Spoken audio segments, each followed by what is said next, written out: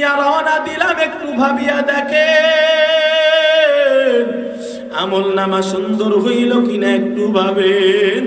আল্লাহর দরবারে মাপ পাওয়ার মতো এমন আমল সঞ্চয় করতে পারলাম কিনা একটু চিন্তা করিয়া দেখেন। এরে আল্লাহর গোলামেরা, সাহাবা একরাম দুনিয়ার ভিতরে জান্নাতের সুসংবাদ পাওয়ার পরেও এরপরেও তারা কান্না বন্ধ করে নাই। তারা ওই কবরের চিন্তা দিল থেকে সরাই নাই। কবরের চিন্তা তারা এক সেকেন্ডের জন্য মাথার থেকে সরাই নাই। যার কারণে নবীর সাহাবী হযরত উসমান রাদিয়াল্লাহু তাআলা আনহু কবর দেখার সাথে সাথেই কান্না করতেন। এই কবরের ভিতরে আমি উসমান যখন চলিয়া যাব, আমি উসমানের কবরটা কেমন হবে আমি উসমান জানি না, অথচ 3 নম্বরে জান্নাতের সুসংবাদ পেয়েছিলেন উসমান। এরে আল্লাহর গোলাম, তারা জান্নাতের সুসংবাদ পাওয়ার পরেও যদি এত কান্না করতে পারে, সাহাবা একরাম ডাক দিয়া কয়, রে উসমান আপনি এত কেন কান্না করেন?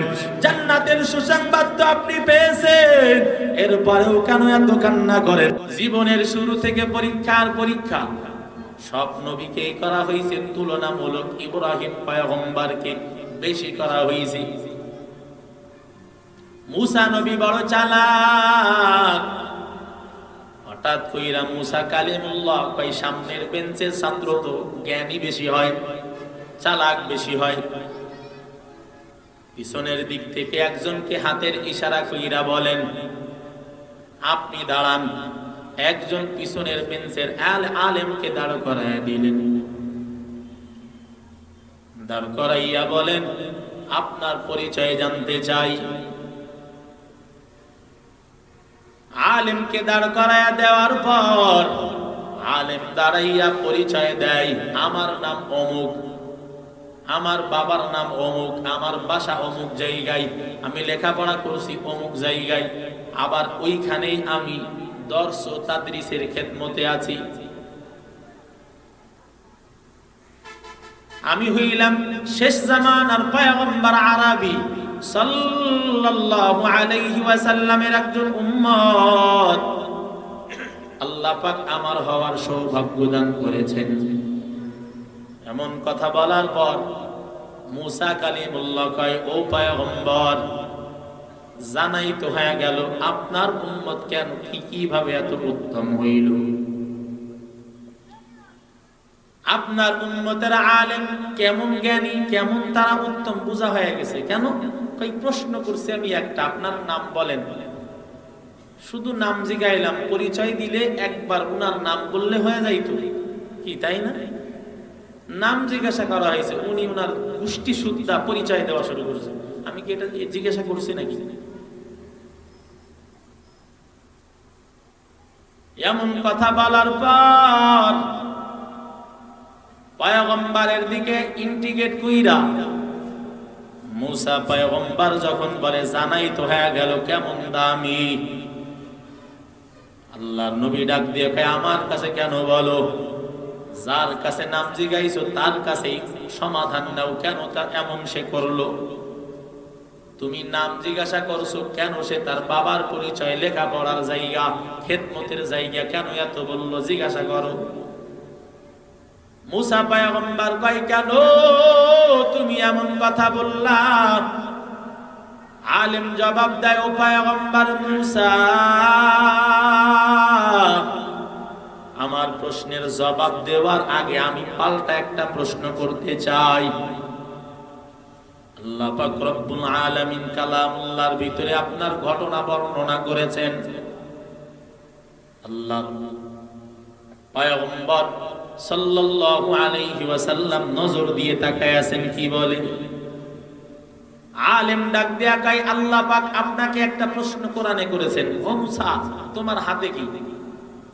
কোরআনে নবীর প্রশ্ন করার এই কথাটা কোরআনে আছে। আল্লাহ পাক বলেছিলেন, মুসা তোমার হাতে কি? তাহলে একটা প্রশ্নের জবাব কয়টা হবে? বলেন, কথা বলেন। একটা, যে তোমার হাতে কি? মুসা নবীর উত্তর ছিল কি? লাঠি। উত্তর শেষ। কিন্তু মুসা নবী এইটা করে নাই। মুসা নবী কয়, ক্বালা হিয়া আসায়া আতাওয়াক্কাউ আলাইহা ওয়া আহুশু বিহা আলা গনামি ওয়া লিয়া ফিহা মাআরিব উখরা।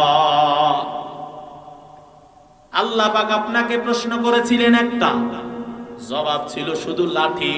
আপনি তো লাঠির জবাব শুধু দেন নাই, আপনি জবাব দিতে গিয়া বলেছেন আমার হাতে এইটা লাঠি, এর দ্বারা আমি ছাগলের পাতা পাড়িয়া খাওয়াই, এর দ্বারা আমি বিভিন্ন কাজ করি, এই দ্বারা অনেক উপকার আমার হয়। ও পয়গম্বর মূসা, আমার আল্লাহ আপনার কাছে প্রশ্ন করেছে একটা, আপনি কেন এমন ভাবে অনেক উত্তর দিয়েছেন বলেন? আপনার জবাব যদি দেন আমি জবাবটাও দিয়ে দিব। এমন কথা বলার পর মূসা পয়গম্বর এখন ডানে বামে তাকায়, হায় হায় কি প্রশ্ন। মূসা পয়গম্বর ডাক দেয়া কই, এ আলেম, তুমি তো হয়তো জানো না যে আমার কাছে প্রশ্ন করছে, এই পরিচয় তোমাকে আগে জানা লাগবে। আমি হইলাম একজন নবী, আমার কাছে প্রশ্ন যিনি করেছেন তিনি হইলেন আল্লাহ।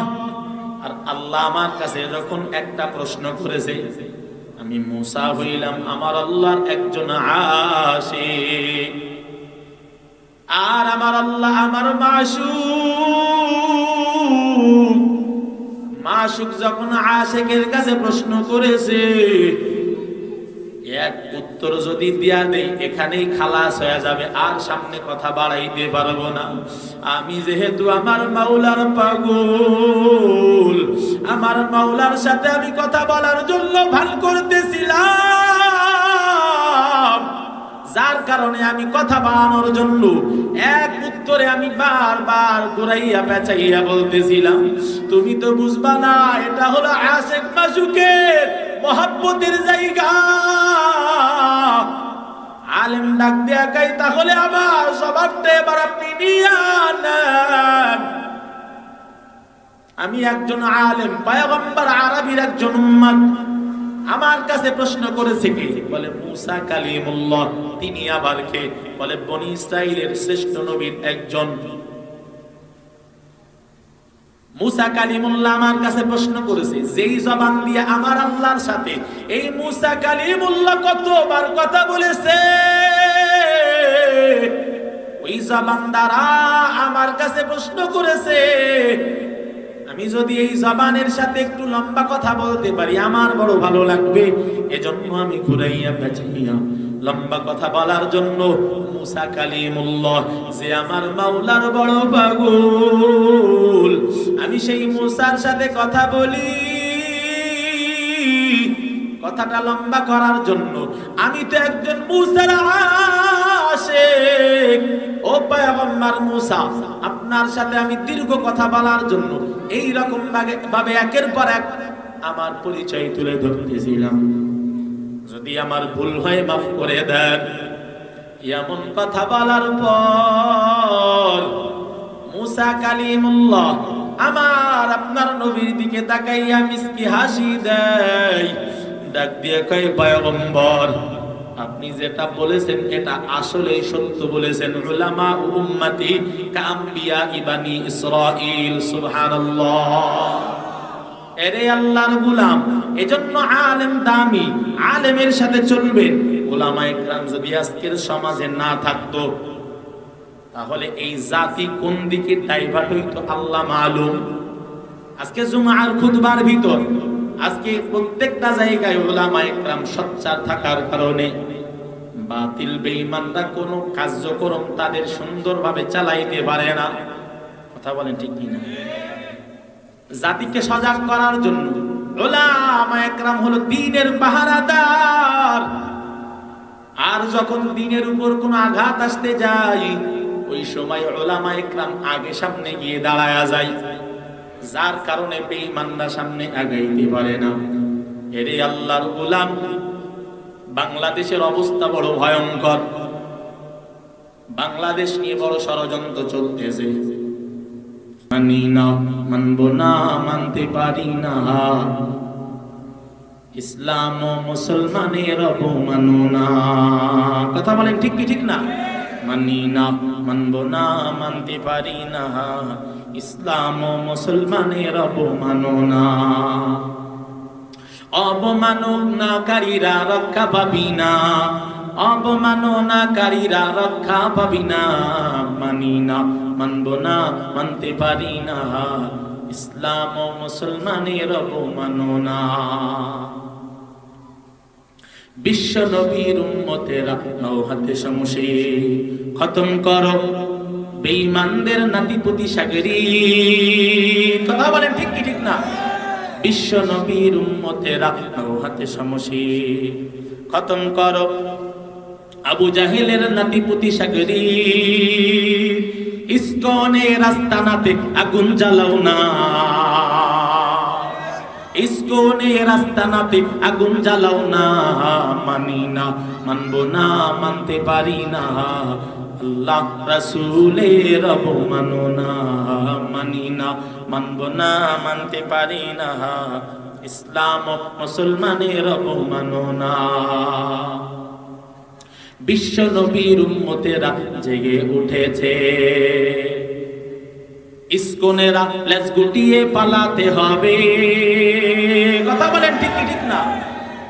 বিশ্ব নবীর উম্মতেরা জেগে উঠেছে, বেঈমানদের বাচ্চাগুলোর পালাতে হবে, নইলে আমরা করব তাদের কবর রচনা।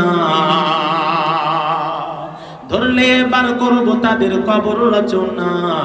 মানি না, মানব না, মানতে পারি না, ইসলাম ও মুসলমানের অবমাননা। মানি না, মানব না, মানতে পারি না, ইসলাম ও মুসলমানের অবমাননা। কথা বলেন ঠিক কি ঠিক না? এজন্য আমরা ইসকনকে চিরতরের জন্য বাংলার জমিন থেকে একেবারে নিষিদ্ধ ঘোষণা করতে চাই। কথা বলেন ঠিক কি ঠিক না? আল্লাহ তাআলা আমাদের সকলকে ইসকনকে নিষিদ্ধের দাবিতে একতাবদ্ধ থাকার তৌফিক দান করেন। সকলে বলেন আমিন। সব থেকে বড় একটা কথা, এখানে কিন্তু আমরা যারা বসা সবাই মুসলমান। কে আওয়ামী লীগ, কেউ বিএনপি, কে জাতীয় পার্টি, এখানে সব দলের লোক আছে না? বলেন আছে না? কে চরমোনা, কে জামাত, কে জাতীয় পার্টি, সবাই এখানে আছে। সুতরাং আমরা একটা কথা বলতে চাই, মুসলমান যারা আমাদের দাবি থাকবে এক ইসকন নামের সন্ত্রাসী জঙ্গিবাদকে নিষিদ্ধ করতেই হবে, করতেই হবে, করতেই হবে। ঠিক কি না?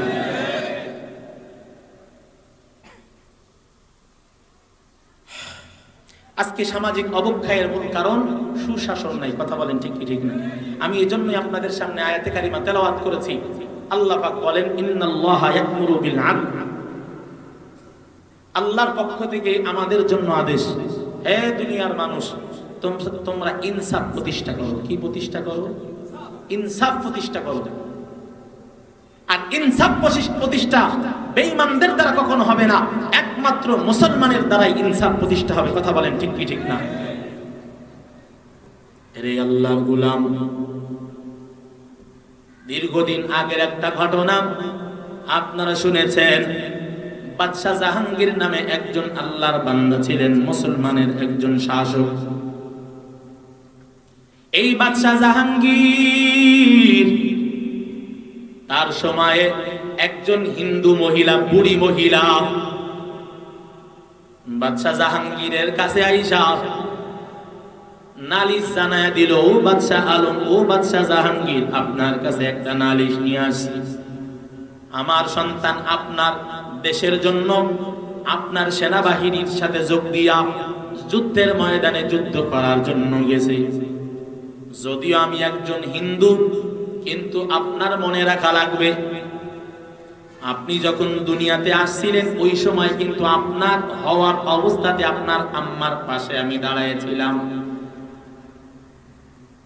এরে বাদশাহ জাহাঙ্গীর, আমার পুত্রবধূ আমার ঘরের ভিতরে হাজির, আমার সন্তান যুদ্ধের ময়দানে যুদ্ধ করতে গেছে। ইতিমধ্যে কয়েকদিন যাবত আমার ঘরের আশপাশে বকাটে যুবকেরা চলাচল করে এবং আমাকে হুমকি দিয়ে গেছে, আজ রাতের ভিতর আমার পুত্রবধূর সাথে আকাম করবে তারা। এ বাদশাহ জাহাঙ্গীর, আমি আপনার এই দেশের ভিতরে বসবাস করি, আমি কিন্তু আপনার একজন প্রতিনিধি। আমার পুত্রবধূর এই সর্বনাশ করতে তারা আসবে, আমি আপনার কাছে বিচারের জন্য আসছি। আমার বিচার যদি না হয়, আপনি যেই রবের বিশ্বাস করেন আমি আপনাকে জানাইয়া দিলাম, ওই রবের দরবারে আমি কাল কিয়ামতের মাঠে আপনার নামে বিচার নালিশ করব, আমি আপনাকে বিচারের কাঠগড়ায় দাঁড় করাবো। জাহাঙ্গীর কি এমন কথা বইলা হিন্দু মহিলা বাসায় চলে গেছে। এরে আল্লাহর গোলাম, হিন্দু মহিলা বাসায় যাওয়ার পর বাদশাহ জাহাঙ্গীরের ঘুম খাওয়া বন্ধ হয়ে গেছে। রাত্রের বেলা বুড়ির বাসার দিকে রওনা দিছে। বাদশাহ জাহাঙ্গীর যাইয়া বুড়ির বাসার পাশে হাজির, যাইয়া নজর করিয়া দেখে একজন যুবক ঘোড়সওয়ার নিয়া বুড়ির দরওয়াজার পাঁচিলের পাশেই দাঁড়ানো আছে। বাদশাহ জাহাঙ্গীর বুঝতে পারছে ওই সদস্যের একজন। খাপের ভিতর থেকে তরবারি বাহির করিয়া একটা কোপ দিয়া কল্লাটা দ্বিখণ্ডিত করিয়া ফেলছে। ঘোড়ার উপরে সওয়ার হইয়া পাঁচিল টপকাইয়া ঘরের ভিতরে প্রবেশ করছে। বাসার ভিতরে প্রবেশ করার পর নজর কইরা দেখে বাসার মাঝখানে একটা খুঁটির সাথে বুড়ি মহিলাকে বাঁধিয়া পাশে একটা হারিকেন জ্বলতেছে টিপ টিপ করিয়া। হঠাৎ করে বাদশা যাইয়া জোরটাকে কমাইয়া বুড়ির হাতের বাঁধন খুলিয়া ঘরের ভিতরে প্রবেশ করছে। প্রবেশ করিয়া কিছুক্ষণ পরে ফিরে আসছে। আলোর পাওয়ার বাড়াইয়া ওই সামনে ছিল একটা কল্লা হাতে নিয়া আলোর সামনে যখন ধরছে, ধরিয়া কল্লাটাকে ছাড়িয়া আলহামদুলিল্লাহ বলিয়া ডাক দিয়া কয়, এক গ্লাস পানি দাও। এক গ্লাস পানি দিছে, পানি পান কইরা আর দাঁড়াই নাই, রওনা দিছে। এবং রওনা দিয়ার আগ দিয়া বলছে, ও বুড়িমা, আগামীকাল সকাল সকাল আমার দরবারে তোমার পুত্রবধূ নিয়ে আইসা যাইও। এমন কথা বলার পর সকালবেলা রাজ দরবার সব ভরপুর। বুড়ি এখন তার পুত্রবধূ নিয়া বাদশাহ জাহাঙ্গীরের দরবারে হাজির হয়ে গেল। বাদশাহ জাহাঙ্গীর বুড়িকে ডাক দিয়া কয়, বুড়িমা আপনি আমার কাছে আসেন। বুড়ি মহিলা কাছে আইসা বলে, ও জাহাঙ্গীর, আমি তোমার কাছে কয়েকটা প্রশ্ন মনের ভিতর ছিল, আমি করতে পারি নাই। তোমার কাছে বিচার চেয়েছিলাম, তুমি আমার বাসায় গিয়ে বিচার করেছো। আমি তোমার কয়েকটা কাজ দেখিয়া বড় অবাক। আমি এই কথার প্রশ্নের জবাব তোমার থেকে জানতে চাই। এক নাম্বার, তুমি আমার ঘরের ভিতরে প্রবেশ করিয়া আলো বাতিটা তুমি আস্তে একেবারে নিভানোর মতো করিয়া দিয়া ঘরের ভিতরে ঢুকলা, বাহির হইয়া আলোর পাওয়ার বাড়াইয়া আলহামদুলিল্লাহ বলিয়া কল্লা ছাড়িয়া এক গ্লাস পানি খাইলা, আর কোনো কথা না বইলা তুমি ফেরত চলিয়া আসলা। আমি তোমার কাছে জানতে চাই, তুমি আলহামদুলিল্লাহ কেন বলেছিলা? বাদশাহ জাহাঙ্গীর ডাক দেয়া কয়, ও বুড়িমা, আমি যখন আপনি আমার কাছে আইসা আমার কাছে বিচার দিয়েছেন, যেহেতু আপনার বাসাটা আমার বাসার কিনারায়, আর আমার ঘরের ভিতরে একটা উপযুক্ত সন্তান আমার ঘরে আছে, আমার অন্তরের ভিতরে ভয় ছিল, যেহেতু আপনার পুত্র বধূটা বড় সুন্দর রূপসী, আমার বড় ভয় হইল না জানি আমার সন্তান গিয়া আপনার ঘরের ভিতরে হানা দেয়। আমি এই ভয় পাইয়া ঘরের ভিতরে প্রবেশ করা মাত্রই আলোর পাওয়ার বাড়ায়া দিলাম, আলোর পাওয়ার কমায়া দিলাম, যাতে করে অন্ধকার হয়ে গেল। আমি এখন বিচারের জন্য ঢুকিয়া গেলাম, কল্লাটা কাটিয়ে আপনার সামনে আইসা আলোর পাওয়ার বাড়াইলাম। আমি নজর করে তাকাইয়া দেখি যে এই কল্লাটা আমার হাতের ভিতর, এই এইটা আমার সন্তানের কল্যাণ না, এইটা দেখলাম অন্য একটা যুবকের কল্যাণ, যার কারণে আমি খুশি হইয়া দেখলাম আলহামদুলিল্লাহ এইটা আমার সন্তান না। আর এজন্যই আমি আলহামদুলিল্লাহ বললাম ইনসাফের বিচার করতে গিয়া সন্তানের চেহারা দেখলে আমার তরবারি থামতে পারে।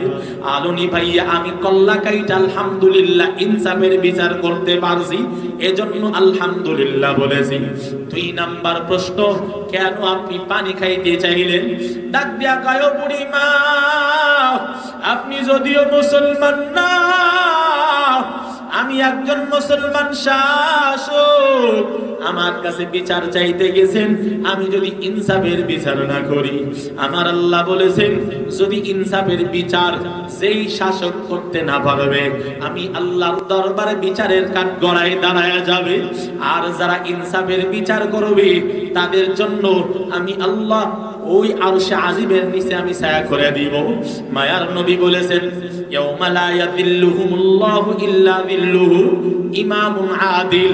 1 নাম্বার ন্যায়পরায়ণ বাদশা যারা ইনসাফের সাথে বিচার করবে, এদের জন্য আল্লাহর আরশে আজিমের নিচে 7 শ্রেণীর মানুষ ছায়া পাইবে।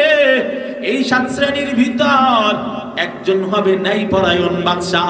আমি যদি ন্যায় বিচার করতে না পারি, আল্লাহর দরবারে বিচারের কাঠগড়ায় দাঁড়ায়া যাব।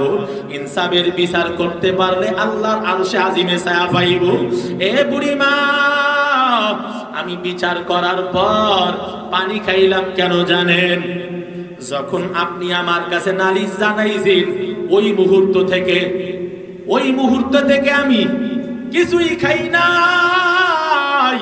ওই মুহূর্তে থেকে আমার পানি খাওয়াও পর্যন্ত বন্ধ হয়ে গেল, কারণ আমার দরবারে এমন একজন মানুষ এই বিচার দায়ের করছে।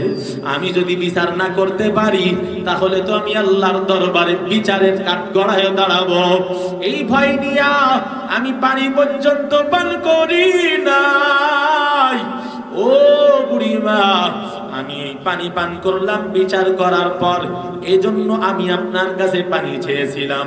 এরে আল্লাহর গোলাম, ইনসাফ প্রতিষ্ঠা করতে পারে বেঈমানেরা না, একমাত্র মুসলমান ও ইসলাম, এই মাত্র মুসলমানেরা, ইসলামী শাসকেরা একমাত্র পারে ইনসাফের শাসন প্রতিষ্ঠা করতে। কথা বলেন ঠিক কিনা? এরে আল্লাহর গোলাম, ইসলাম কখনো আগে কাউকে আক্রান্ত করে না, মুসলমানেরা কাউকে আক্রমণ আগে করে না। বেঈমানেরা বারবার আমাদের উপরে অত্যাচার করে, আমাদের মা বোনেদের ইজ্জত নিয়ে সিনিমিনি খেলে, আমাদের অ্যাডভোকেট আলিফ ভাইয়ের মতো একজন সৎ আইনজীবীকে হত্যা করে, যার কারণে আমরা এখনো পর্যন্ত মুসলমান নবীর উম্মত হইয়া, আখেরি জামানার আদর্শের নবীর উম্মত হইয়া, আদর্শবান উম্মত হইয়া এখনো পর্যন্ত কিছুই বলি নাই। এখনো পর্যন্ত আইনের প্রতি শ্রদ্ধা দেখাইয়া বারবার বিচারের আওতায় আনার দাবি জানায়া যায়। তবে যখন পিঠ দেওয়ালে ঠেকে যাবে, আর কোনো দাবি জানানো হবে না। বেঈমানের কবর রচনা করার জন্য আলী রাদিয়াল্লাহু আনহুর মতো, ওমর ফারুকের মতো ময়দানে যদি অবতরণ করার এই ডাক আমাদের পরে এসে যায়, কারা কারা ময়দানে নামবো? নারায়ে তাকবীর বলে হাতটা দেখায় দেয়। পয়গম্বরের সাহাবী হযরত আলী রাদিয়াল্লাহু তাআলা আনহু যুদ্ধের ময়দানে হাজির হইয়া বেঈমানের সামনে দাঁড়ায়া গেল। বেঈমান ডাক দিয়া কয়, আলী তুমি সরে যাও, তোমারে মহব্বত করি, তোমার জন্য আমার দিলের ভিতরে একটা সৎকর্ণার আছে, সুতরাং তুমি সরে যাও, তুমি আমার সামনে দাঁড়াও না। আমার সামনে পর্যন্ত কেউ কিন্তু রেহাই পায় নাই, যারাই আসছে তারাই কিন্তু মৃত্যুবরণ করেছে, সুতরাং আলী তুমি চলে যাও। আলীকে এমন কথা বলার পর আলী কয়, না না, আমি ফিরার জন্য আসি নাই। এ বেঈমান, তুমি আমার সাথে যুদ্ধের জন্য প্রস্তুত হও, আমি ময়দান ছেড়ে যাব না, কারণ ইসলামের এই ঝান্ডা আমার হাতে তুলে দেওয়া হয়েছে। এমন কথা বলি আলী রাদিয়াল্লাহু তাআলা আনহু যখন বেঈমান মুরাক্কাবের সামনে দাঁড়ায়া গেল, মুরাক্কাব বলে আগে আঘাত করো, বলে না না, ইসলাম কাউকে আগে আঘাত করে না, বরং আক্রান্ত হওয়ার পরে প্রতিহত করে। তুমি আমার আক্রমণ করো, আমি এরপরে তোমার জবাব দিব।